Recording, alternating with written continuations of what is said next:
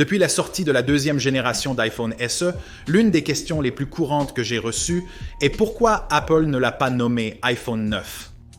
De nombreuses personnes trouvent étrange que le numéro ait été complètement ignoré. Donc, dans cette vidéo, je vais expliquer une partie de l'histoire derrière les stratégies de nommage d'Apple pour leurs produits et ce qui a influencé leur décision de sauter l'iPhone 9. D'accord, maintenant laissez-moi vous donner une explication détaillée de pourquoi Apple a sauté l'iPhone 9. Commençons par un peu d'histoire de l'iPhone. Parce que bien que beaucoup d'entre vous connaissent l'iPhone X, vous avez mal prononcé son nom toutes ces années. Bien que ce soit un X, Apple voulait qu'il soit prononcé comme le chiffre romain d'X plutôt que comme la lettre de l'alphabet. Et cette confusion n'est pas nouvelle. Lors du passage de macOS 9 à macOS X, ils ont également utilisé le chiffre romain d'X dans les supports promotionnels, ce qui a conduit la plupart des gens à l'appeler macOS X.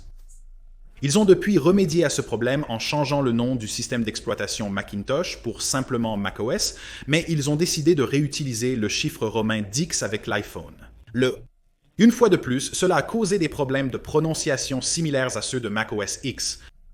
Mais il y avait une couche supplémentaire de confusion avec l'iPhone, puisque Apple n'a pas réellement sorti l'appareil dans l'ordre séquentiel. Il y avait l'iPhone 7, l'iPhone 8, puis un modèle d'iPhone avec une lettre dans son nom plutôt qu'un numéro. Quelque chose qu'Apple n'a jamais fait dans l'histoire de l'iPhone. Il est donc plus logique de conclure que le symbole X se prononce réellement X plutôt que d'X. Car pourquoi y aurait-il un iPhone X s'il n'y a pas d'iPhone 9?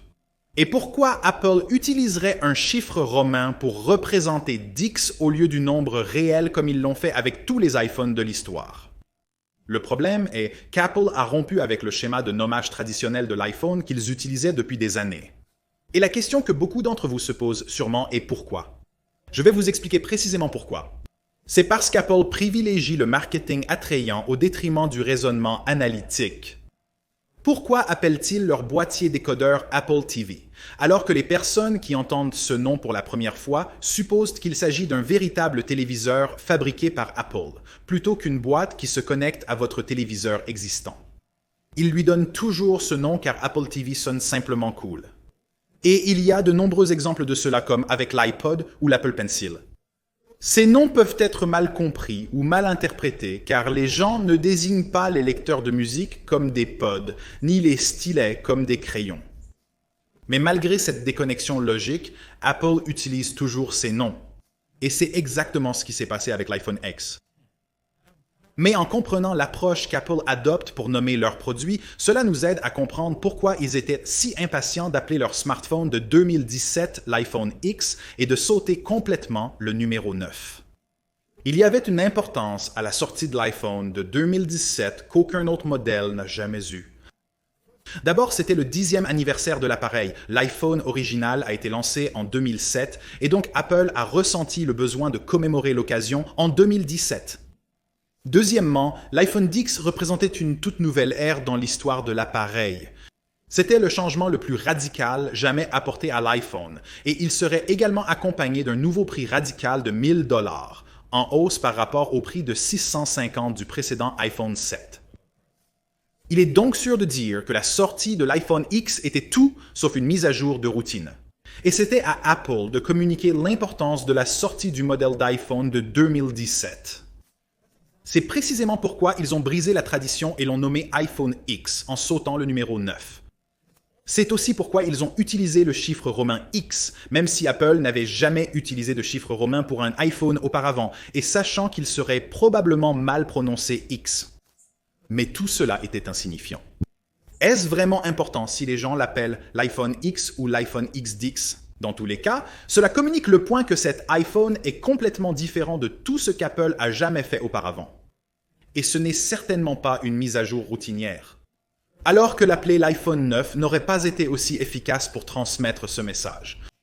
Maintenant, même si Apple est passé de l'iPhone 8 à l'iPhone X, les gens s'attendaient toujours à ce qu'ils utilisent le nom iPhone 9 à un moment donné.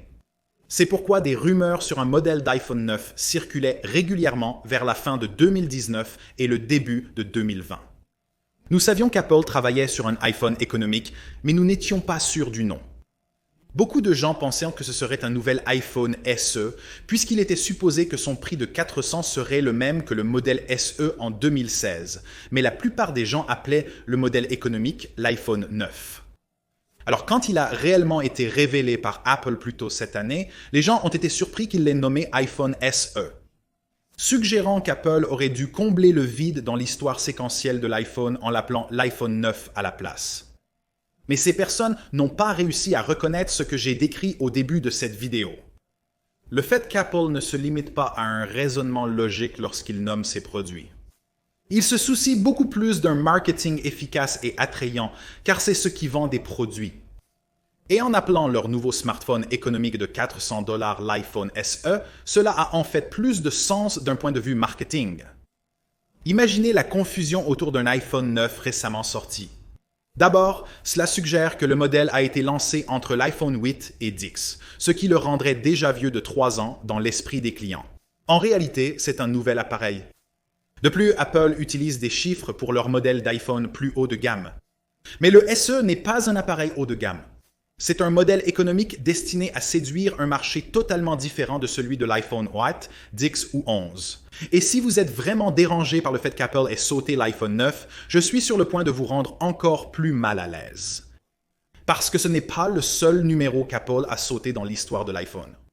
Si vous vous souvenez de 2007, il y avait l'iPhone original, puis l'iPhone 3G, 3GS et 4. Il n'y a jamais eu d'iPhone 2.